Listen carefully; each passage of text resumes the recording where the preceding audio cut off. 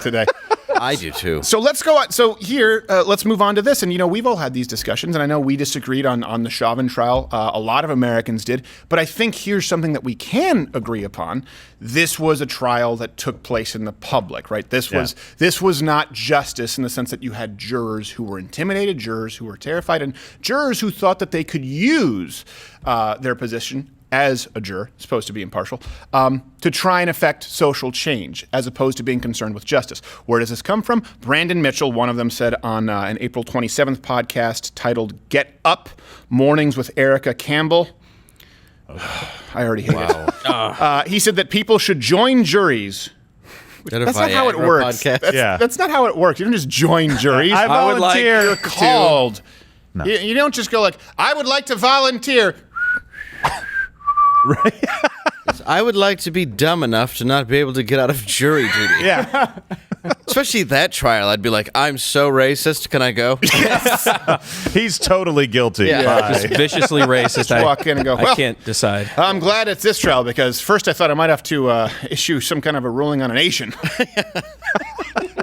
So on the podcast, he said that people should join juries to promote societal change. Oh. Here you go.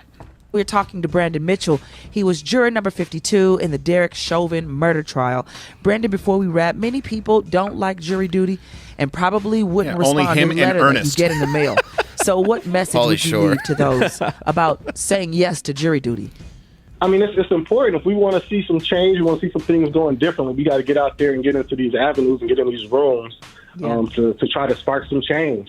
And that's jury duty is one of the things. Jury duty, voting, all of those things are things we got to do.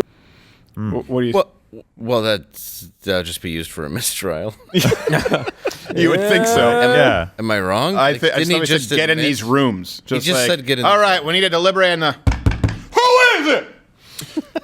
By the way, he was photographed in 2020 because we all want to believe that this was an impartial jury. He's just looking at everybody's like, guilty. What do you think? Innocent. Guilty. Like I said. He white. Guilty. I'm the captain now. This jury belongs to me. So 2020, he was wearing a shirt that said, get your knee off our neck. So we know this now. He was at the march in Washington where George Floyd's brother spoke. By the way, hey, if you're watching right now, hit the notification bell because subscriptions don't mean a whole lot really quickly. And you'll know it's a show Monday through Thursday at 10 a.m. Eastern. Is this the juror? No. Oh, this is a juror. Yeah. Who did That's this? really him? Yeah, not the notification bell, but yes. Oh, no, I know the notification. A juror, or as you should refer to him, one of your peers. Yes. Juror number 44, too, as we go through this, said during jury selection that she'd viewed the bystander footage of Floyd and Chauvin, and it left her with a negative view of Chauvin. So right away, that's not someone who's going in unbiased. Juror number 92 wrote that in her juror questionnaire, Floyd didn't deserve to die. The police shouldn't have used excessive force. That's a conclusion that's already been drawn before she had seen the evidence. Stacked. And this is where it brings us again to the theme of the day, cowardice. So maybe those people have opinions. And they're wrong. And that's not how jury duty should take place, right? This is why they need to be sequestered. There's that movie, The Jury with John Cusack. John Cusack, yeah. Grisham. Yeah. Except he didn't go on the show afterwards and say, see, we set it up. Right. It was great. We got those gun manufacturers. But these people have these opinions, right? And they're going in, they're trying to affect change. They've said, this person has said that's their mission. And then you have other people, we'll never really know what they think. All we really know is they were scared. They were intimidated, they were scared, and that did affect their decision-making. So here's an example of someone who maybe we don't know where they lined up, but we know that they were terrified. Lisa Christensen said she was concerned about protesters coming to her house. She was concerned about being doxxed. She said that she had to wade through Dante White protesters to get home because she lived in Brooklyn Center. So we just had those jurors saying, guilty, guilty, guilty, before the trial, effectively. And then this lady who maybe went in with an open mind saying, did it affect my decision? Well, you be the judge. Sure. I had mixed feelings. There was a question on the questionnaire about that, and I put I didn't know, because the reason at that time was obviously I didn't know what the outcome was going to be. Did Garth eat Wayne? I felt like either way the outcome was, you're going to disappoint one group or the other. So I didn't want to go through this whole rioting and destruction again, and a little concerned about people outside my house if they weren't happy with the verdict. She knew the case was huge, but Christensen had no idea she would be so close during the trial to another death caused by police near her home in Brooklyn Center. So when I came home, I could hear the helicopters flying over my house. If I stepped outside, I could see the smoke from those smoke grenades going on. I had a hard time getting to my house because all the protesters were blocking the intersections and stuff, so I had to go way around just to get home. So I was aware, but it did not affect me at all. Yeah, she just went through 6 minutes about stuff that she'll have to be unloading with her therapist for decades to come. But no, I wouldn't say that it affected. I went back to my job as the junk Muppet in Labyrinth. Yes. You're Betsy Boo, you need your Betsy Boo. Again, we are struggling with cowardice right now. We are struggling with cowardice, people who are afraid to speak up. We expect the left to throw tantrums.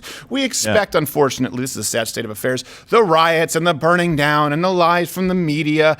We expect, but the issue right now is people who are not standing up to do the right thing, and we'll get into education in a little bit and also what's happening with the police force. But first off, hey, go to CrowderShop.com. You can buy this Fight Like Hell shirt. By the way, we don't mean physically fight. We mean that you need to fight everything. Sometimes physically fight, like hermit crabs looking for a larger shell. If you're living in a Coke can and you would prefer a larger shell, sometimes you have to fight. Comment. Just leave a comment below as to. How are you fighting every day? This is something everyone needs to check themselves every day. We've talked about checking your heart for gratitude. We've talked about checking yourself for, righteousness. You need to check yourself for cowardice. It is a poison. And I tell you this, I lived through high school as a coward. I was bullied, and I didn't really fight back. I was always afraid. And there was a turning point after I, sprouted up 6 inches and about 50 pounds. I was a late bloomer, an angry late bloomer. And I said, okay, that's not going to happen anymore. And I remember one time in my life, I've talked about this, not being a bully, but not helping a kid who I knew was being bullied. And I felt horrible. I felt so bad. I said, I'm never going to do that again. I'm never going to let that happen again if something is in my power. At some point, you guys have to flip a switch and make this decision yourself. And when everyone in the United States makes that switch, that's the only way we'll see actual change. It's not change comes from you in some abstract way. Change comes from you once you grow a backbone. People in America need to grow a backbone. Not saying be a douche. Not saying go out and look to start trouble. I'm saying go out, and if you're strong enough, protect those who are vulnerable and can't defend themselves. You need to start stepping up. Everybody. Okay. Watch Louder with Crowder live, Monday through Thursday, 10 a.m. Eastern.